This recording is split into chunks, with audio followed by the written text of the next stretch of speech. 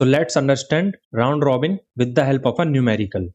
तो हमारे पास ये 4 प्रोसेसेस दे रखे हैं जिनका अराइवल टाइम और बर्स्ट टाइम हमको गिवन है। हमको निकालना है completion time, turn around time, waiting time और रेस्पॉन्स टाइम। इस एल्गो का क्राइटेरिया होता है टाइम क्वांटम और इसका मोड होता है प्रीएम्प्टिव। सपोज करिए हमारे पास रेडी क्यू है और रनिंग क्यू है। रेडी क्यू हमारी होती है रैम में और रनिंग क्यू हमारी होती है सीपीयू में। और हमारे पास गिवन टाइम क्वांटम दे रखा है 2। तो कोई भी प्रोसेस सबसे पहले हमारे पास रेडी क्यू में आता है और फिर रेडी क्यू से उठ के वो रनिंग क्यू में जाता है। सो लेट्स से हमारे पास यहाँ पर P1 कोई प्रोसेस है जो रेडी क्यू में पड़ा है, यहाँ से वो उठ के जाएगा रनिंग क्यू में। और वो कब तक एग्जीक्यूट होगा? वो सिर्फ इस टाइम क्वांटम तक एग्जीक्यूट होगा। जैसे ये टाइम कंप्लीट हो जाएगा फिर होगी कॉन्टेक्स्ट स्विचिंग। कॉन्टेक्स्ट स्विचिंग का मतलब होता है प्रोसेस की स्टेट को सेव करो और उसको वहीं पे पॉज कर दो और किसी दूसरे प्रोसेस को रनिंग क्यू में ले आओ, उसको भी फिर इस गिवन टाइम क्वांटम तक चलाओ, फिर उसको भी कॉन्टेक्स्ट स्विचिंग करो। इस तरीके से प्रोसेस चलता रहता है। And due to multiple context switching in round robin we have to maintain our ready queue separately. So let's start solving this numerical. सबसे पहले हम देखेंगे जीरो पे कौन कौन से प्रोसेस अराइव हुए। तो जीरो पे हमारा P1 ही अराइव हुआ है, तो P1 को हम रेडी क्यू में डाल देंगे।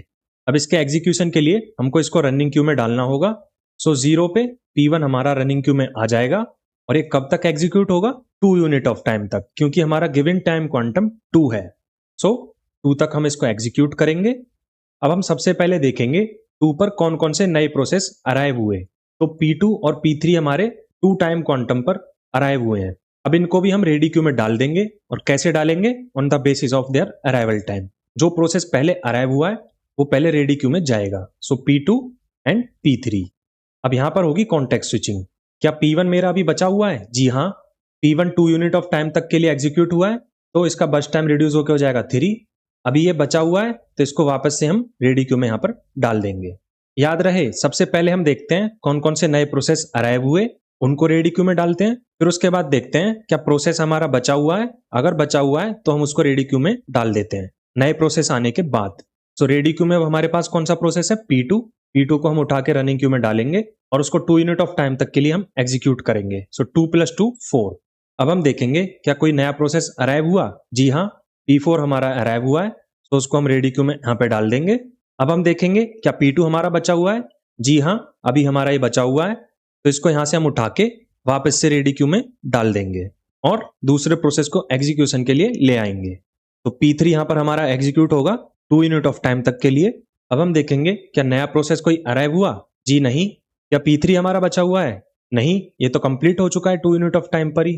तो रेडी क्यू से हम दूसरा प्रोसेस उठाकर रनिंग क्यू में डालेंगे। तो P1 को हम वापस से 2 टाइम क्वांटम तक एग्जीक्यूट करेंगे। We are at 8। अब क्या 8 पर कोई नया प्रोसेस अराइव हुआ है? जी नहीं। क्या P1 बचा हुआ है? हाँ, 1 यूनिट ऑफ टाइम अभी इसका रह गया है, तो इसको वापस से हम रेडी क्यू में डाल देंगे।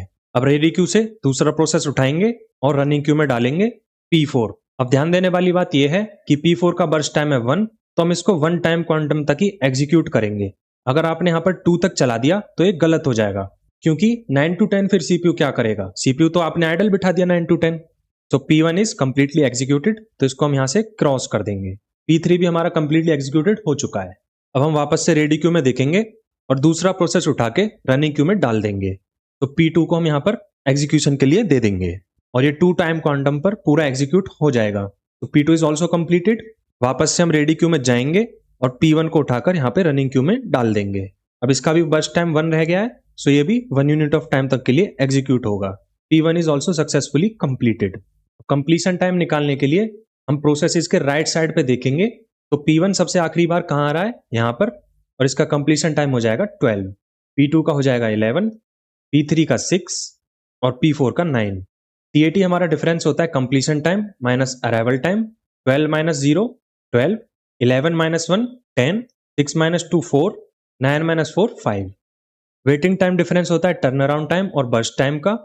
और याद रहे बर्स्ट टाइम आपको यहाँ पे इनिशियल वाला यूज करना है। सो 12 - 5 7, 10 - 4 6, 4 - 2 2 एंड 5 - 1 4। बात करें अगर रेस्पॉन्स टाइम की, तो प्रोसेस को CPU पहली बार कब मिला माइनस अराइवल टाइम। प्रोसेस को CPU पहली बार कब मिला ये जानने के लिए हम देखते हैं प्रोसेस के लेफ्ट साइड पे। सो P1 को CPU पहली बार कब मिला? 0 पर। 0 - 0, response time will be 0। P2 को CPU पहली बार मिला 2 पर। सो 2 minus 1, 1 is the response time for P2. P3 को CPU पहली बार मिला 4 पर, 4 minus 2, 2 is the response time for P3. और P4 को CPU पहली बार मिला 8 पर, 8 minus 4, 4 is the response time for P4. So this was all about round robin. Thank you.